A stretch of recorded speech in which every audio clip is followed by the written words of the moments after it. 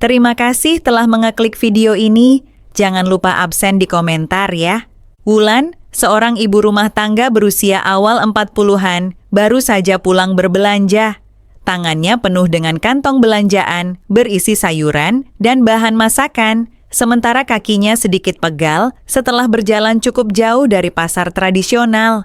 Saat hendak melangkah masuk ke area apartemen yang bersebelahan dengan tempat tinggalnya, tiba-tiba kakinya terkilir.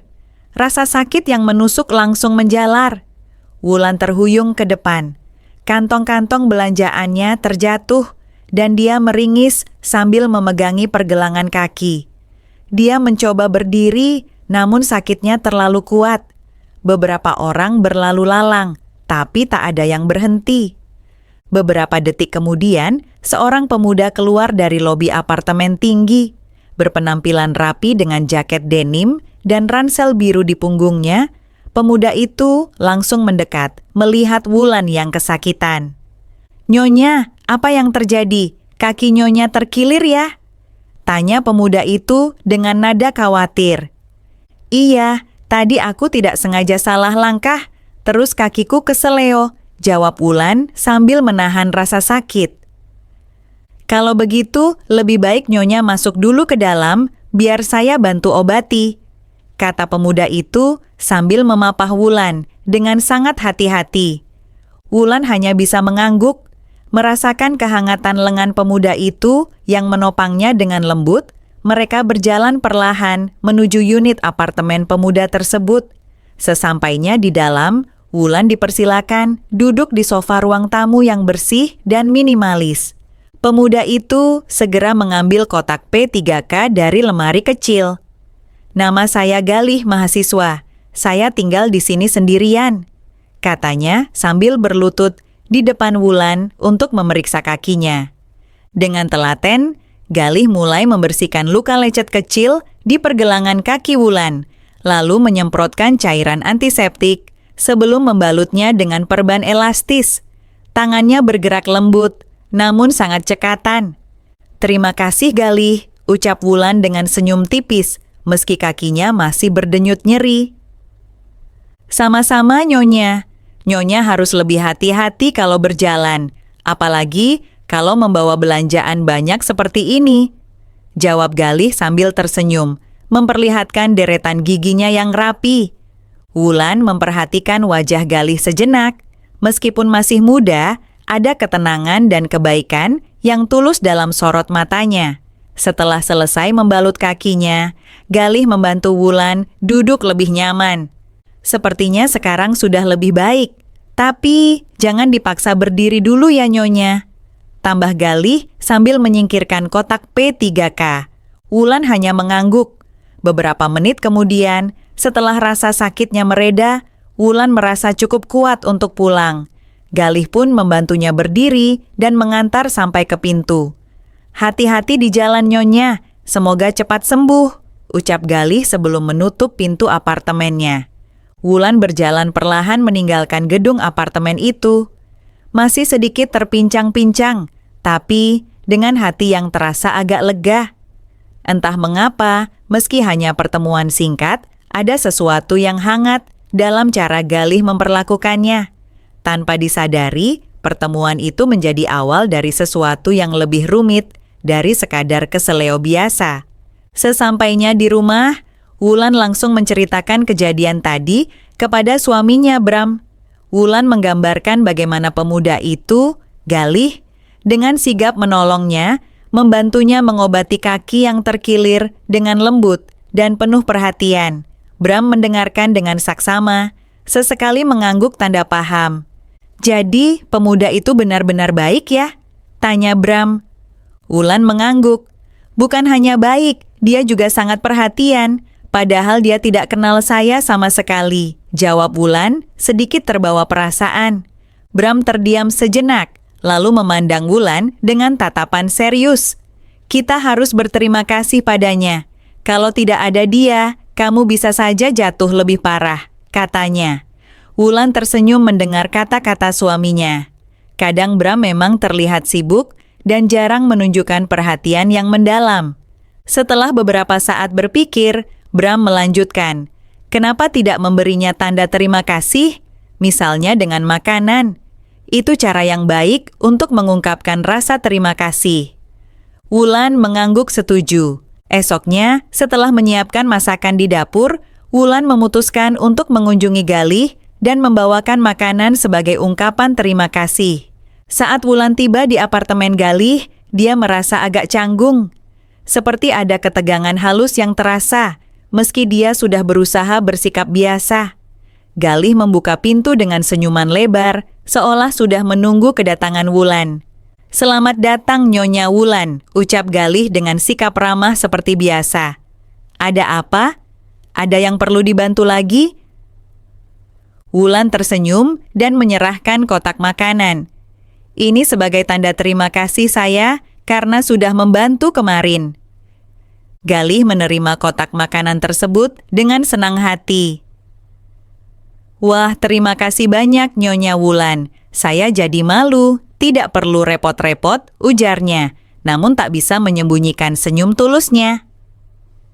Setelah percakapan singkat, Wulan dan Galih akhirnya duduk di ruang tamu apartemen menikmati makanan yang dibawa Wulan. Suasana yang tadinya sedikit canggung mulai cair. Wulan merasa nyaman berbicara dengan Galih. Mereka mulai membahas berbagai hal, dari topik ringan tentang perkuliahan hingga cerita kehidupan pribadi. Tanpa sadar, Wulan mulai bercerita tentang hidupnya, tentang anak-anaknya yang kini kuliah di luar kota, bagaimana mereka jarang pulang dan hanya sering berkomunikasi lewat telepon. Tentang suaminya, Bram, yang semakin sibuk dengan pekerjaannya dan sepertinya mulai lebih banyak menghabiskan waktu di kantor daripada di rumah. Anak-anak memang sudah dewasa, jadi saya tidak bisa terlalu berharap mereka pulang sering. Tapi suami saya juga semakin sibuk. Kadang saya merasa seperti sendirian di rumah, ujar Wulan dengan nada pelan, seolah sedang membuka hati kepada Galih. Galih mendengarkan dengan saksama. "Pasti rasanya sulit ya, Nyonya," katanya lembut.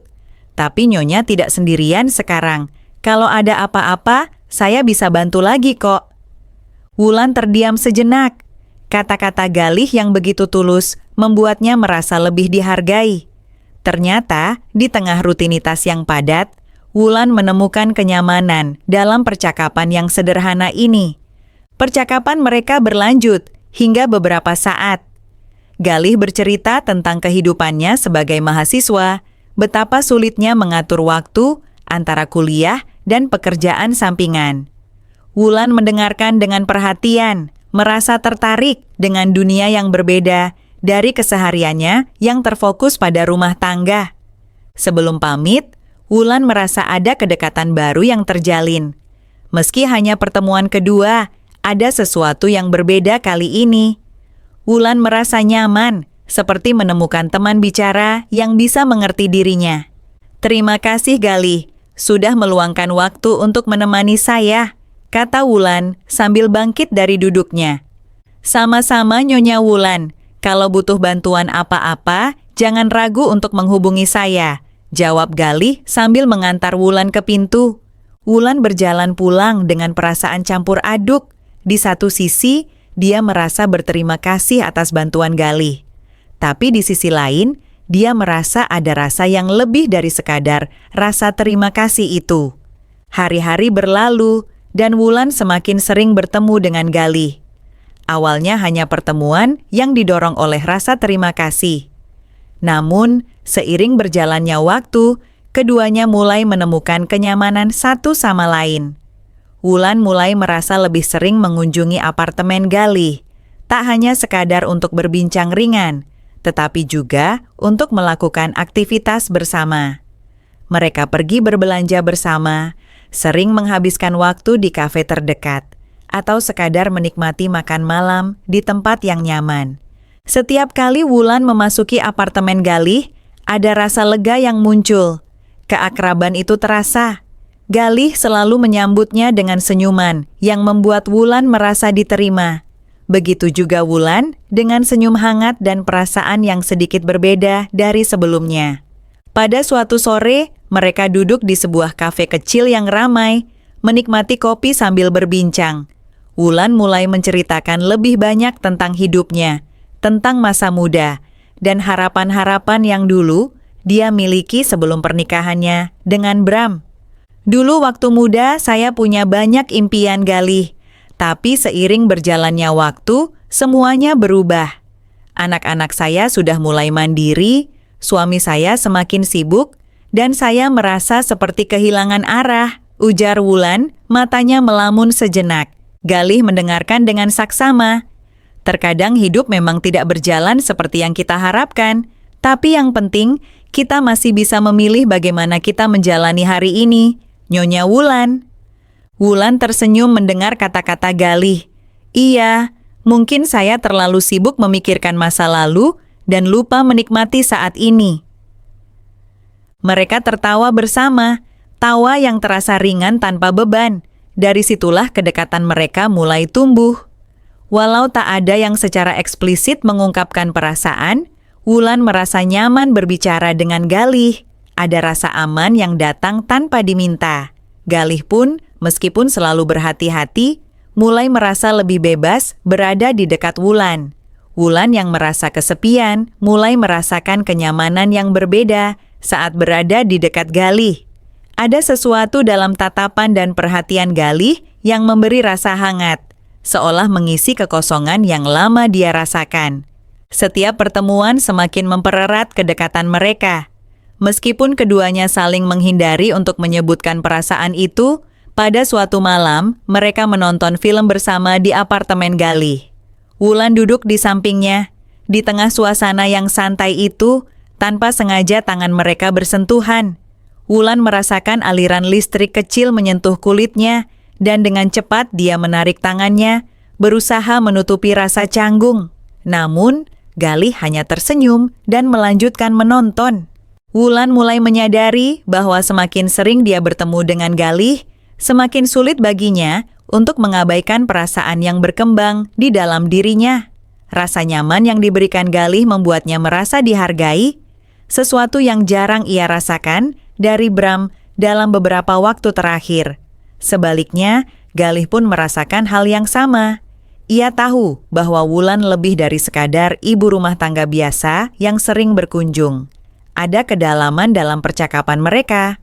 Meskipun dirinya berusaha menjaga jarak, ia tidak bisa menahan perasaan yang tumbuh setiap kali ia bersama Wulan. Seiring berjalannya waktu, hubungan Wulan dan Galih semakin intens. Apa yang dulunya dimulai sebagai pertemuan singkat untuk berterima kasih, kini berubah menjadi rutinitas yang penuh kedekatan. Wulan tidak lagi ragu untuk menyentuh lengan Galih saat mereka berjalan bersama, atau mendekatkan tubuhnya ketika mereka berbicara. Pada suatu hari, setelah berbelanja bersama di pasar, Wulan dan Galih berjalan pulang bersama. Saat mereka melewati jalan setapak yang sepi, Wulan tidak bisa menahan dirinya. Dia menyentuh pelan lengan Galih, memberikan isyarat yang cukup jelas. Tanpa ragu, Galih menggenggam tangannya. Momen itu terasa begitu sederhana. Namun bagi Wulan, itu seperti sebuah pernyataan tanpa kata-kata. Wulan tersenyum tipis, sedikit malu, namun dalam hati dia merasa hidup kembali. Pada malam-malam berikutnya, kedekatan mereka semakin nyata. Wulan mulai merasa tidak perlu menjaga jarak lagi. Saat menonton film bersama, dia duduk lebih dekat, membiarkan tubuhnya bersandar pada tubuh Galih. Terkadang tangan mereka bersentuhan dengan sengaja, dan Wulan tak lagi menariknya begitu cepat. Suatu malam setelah makan malam bersama, Wulan memutuskan untuk tetap tinggal lebih lama. Raka mengajak Wulan duduk di sofa, dan tanpa banyak kata, mereka mulai berbicara tentang kehidupan masing-masing. Galih mendekatkan tubuhnya sedikit, dan Wulan tidak menolaknya. Bahkan dia merasa nyaman dengan kedekatan itu. Rasa kesepian itu kadang datang tanpa kita sadari ya, ujar Wulan. Suaranya pelan, namun penuh makna. Galih menatap Wulan dengan lembut. Iya Nyonya, saya bisa merasakannya. Tanpa bisa ditahan lagi, Galih menyentuh pelan pipi Wulan. Sebuah sentuhan yang lembut dan penuh perhatian. Wulan menutup matanya sejenak, Merasakan kehangatan itu meresap ke dalam hatinya. Tak lama kemudian, Galih memeluk Wulan dengan pelukan yang hangat. Wulan membalas pelukan itu, merasakan ketenangan. Keduanya diam dalam pelukan, terlarut dalam perasaan yang terlarang namun begitu kuat. Wulan tahu ini salah, tapi dia tak bisa menahan perasaan yang sudah lama terpendam. Perasaan itu mengalir begitu deras, seolah memberi kehidupan baru padanya. Galih pun merasakan hal yang sama. Ia tahu hubungan ini seharusnya tidak terjadi, tetapi perasaan yang berkembang di antara mereka membuatnya sulit untuk mundur. Suatu hari Bram, suami Wulan, harus pergi dinas keluar kota. Seperti biasa, Wulan merasa sedikit cemas karena rumah terasa sepi tanpa kehadiran suaminya. Namun, kali ini ada perasaan berbeda. Ada semangat dalam dirinya, mungkin karena Galih yang selalu membuatnya merasa hidup kembali. Wulan mengundang Galih untuk makan malam di rumah. Mereka memulai makan malam dengan tawa dan berbagi cerita ringan. Namun, seperti pertemuan-pertemuan sebelumnya, suasana itu mulai berubah seiring berjalannya waktu. Wulan merasa semakin sulit menyembunyikan perasaannya, begitu juga Galih. Saat waktu menunjukkan tengah malam, Wulan merasakan dorongan yang tak bisa dia tahan lagi. Dia tahu apa yang sedang dia rasakan. Wulan berdiri dan berjalan menuju dapur. Tiba-tiba Wulan berhenti dan menatap Galih yang duduk di meja makan dengan tatapan yang berbeda dari sebelumnya. Wulan mendekat, lalu duduk di sebelah Galih. "Galih," suara Wulan terdengar lebih serius. "Terima kasih sudah ada di sini. Kamu membuat saya merasa berbeda." Galih menatap Wulan sedikit terkejut. "Wulan, aku juga merasa hal yang sama, tapi kita harus berhati-hati." Wulan tersenyum tipis. "Aku tahu, Galih, tapi terkadang kita tidak bisa terus menghindari perasaan yang sudah tumbuh." Mereka saling menatap dalam keheningan. Dalam ketegangan itu, Wulan menyentuh pelantangan Galih. Tidak ada kata-kata lagi. Mereka saling mendekat, dan Wulan memeluk Galih, merasakan kehangatan tubuhnya yang membuat hatinya berdebar lebih kencang. Tanpa ragu, Galih membalas pelukan Wulan. Malam itu, batas terakhir yang memisahkan mereka akhirnya runtuh. Setelah malam itu, Wulan dan Galih tidak lagi bisa menyembunyikan perasaan mereka. Mereka sering menghabiskan waktu berdua, bahkan menyewa villa kecil di pinggiran kota untuk menikmati kebersamaan mereka tanpa gangguan. Hubungan yang sebelumnya hanya dimulai dengan rasa terima kasih, kini berubah menjadi sebuah kisah cinta yang penuh gairah. Namun, kebahagiaan yang mereka rasakan tak berlangsung lama. Wulan mulai merasakan gejala yang aneh. Mual, tubuh yang semakin lelah, dan perubahan fisik lainnya. Suatu pagi, Wulan memutuskan untuk pergi ke apotek dan membeli tes kehamilan. Hatinya berdebar-debar saat melihat hasilnya. Positif. Wulan terkejut, bingung, dan panik. Kehamilan itu jelas bukan milik Bram, suaminya, tetapi anak dari Galih. Wulan merasa dunia seperti runtuh di hadapannya. Perasaan bingung, takut, dan cemas bercampur aduk.